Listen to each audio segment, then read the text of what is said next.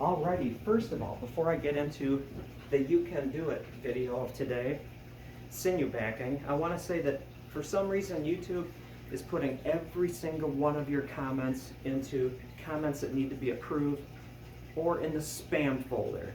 And that really worked over some of my longtime viewers. Aaron Luna, for example. Aaron, you sent a link for something, which is good. You know, I like it when people send me links to things, but YouTube saw that and thought you were spamming me. And then from then on, I don't know how long ago this was, every single one of your comments went into my spam folder.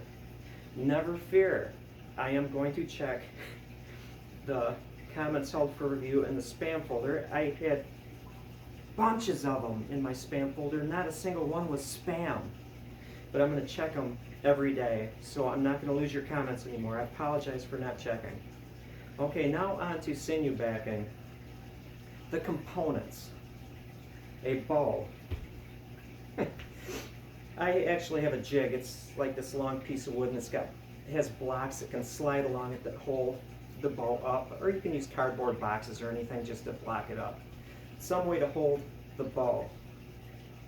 That's within your technology. You can work with cardboard boxes. I believe in you. And you have your bow.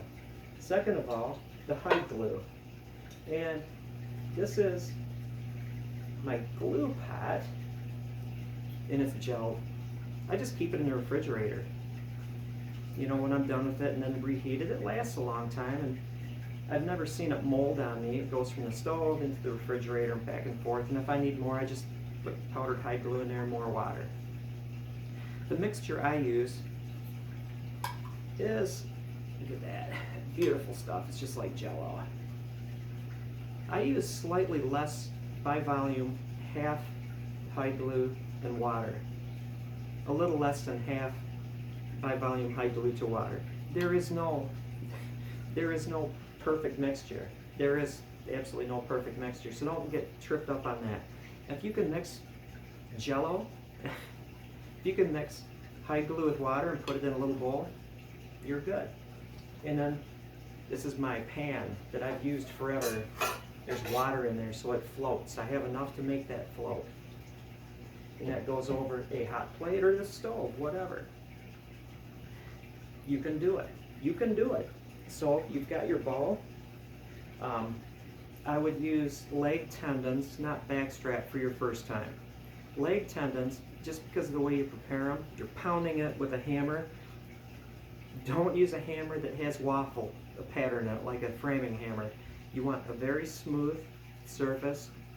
I would go so far as make sure that if you're pounding it on cement, that it's not pebbly, it's very smooth too. Very finished cement. Because you want to eliminate anything that will cut the fibers. You can do that. You can pound stuff with a hammer, I know you can. So that's that. Now, as far as other skills, mixing stuff, making the bow, pounding the sinew, you're almost there. Turning on a hot plate, you can do that. Preparing the bow's back. Now, this one was heat bent. You can see that. This is a little ironwood horse bow. I still need to recurve that tip. I'm doing it, you know, old school. So it's not like a form on each side, steam it, put it in there, steam it, put it on here. I'm actually just doing this by hand, by, you know, get it hot and bend it. So I've got this to do.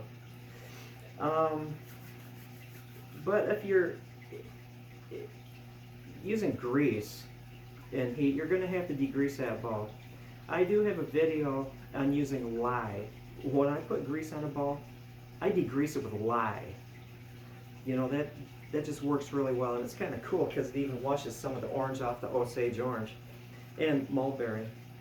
But you're going to have to degrease it. You can do that just carefully. If it wasn't greased and heated, you can just take it into a hot shower and scrub it with dishwashing detergent. You're saying maybe that, oh, I'm putting water all over that bowl. It's going to have to dry. Well, folks, you're going to have to wait a couple months anyway with the sinew, so that water's not going to hurt it. Get it clean. Get every bit of grease off there. I take a back saw. I call it a back saw. It's actually a miter saw. It has just a really good tooth pattern, fine tooth, and then deep longitudinal grooves in there. giving it every advantage for a mechanical bond. And you might say, I worked so hard to make a beautiful, smooth mirror finish on my Osage bow that I'm going to sinew back. You know, that sinew is going to take up the tension work to a great degree, so don't worry about scratching it up. If I was going to put just a protective layer, a thin layer that's going to work in conjunction with the wood, maybe I would then just take 80 grit. But if I was to put 3 layers on here,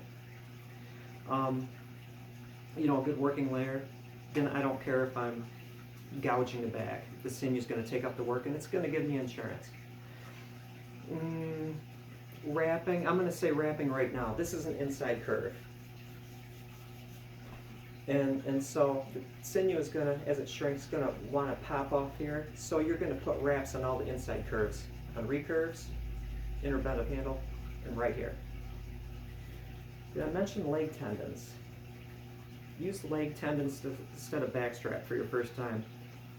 They're fluffy, and when you dip them in the hide glue and count to 20, 1, 2, 3, 4, 5, it's going to absorb a lot better than backstrap. You want to have that tendon material imbued with glue. Then aside from that, you know, a couple cardboard boxes or knees. I'd use cardboard boxes. Just lay it on the pattern.